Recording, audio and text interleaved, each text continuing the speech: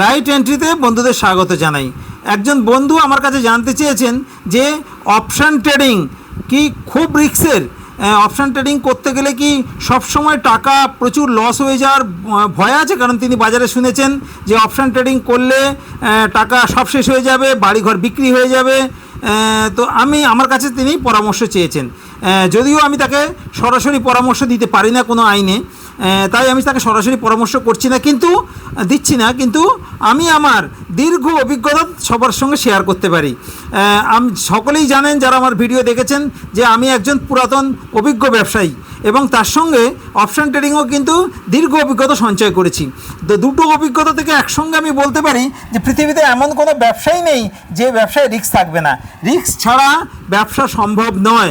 আপনি যে কোনো ব্যবসা নতুন করে চালু করতে যান, যদি আপনি ভালো করে সেখান থেকে ভালো করে না শিখে, ভালো অভিজ্ঞতা সঞ্চয় না করে যদি আপনি ব্যবসা খুলে ফেলেন, যে কোনো ব্যবসা, সে ব্যবসাতেই লসের সম্ভাবনা সবসময় থাকবে। সেটা অপশান ট্রেডিংই হোক বা অন্য যে কোনো ব্যবসায়ী হোক।